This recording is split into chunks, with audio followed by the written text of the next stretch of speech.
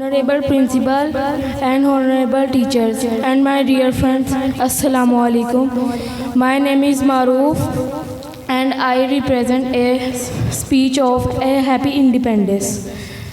When Pakistan came into being on 14 August 1947, we Pakistanis celebrate a happy independence. So many years ago when British ruled on subcontinent, many Muslims wants to get freedom from British Raj. So many Muslims fighters and heroes sacrificed to get freedom from British rule.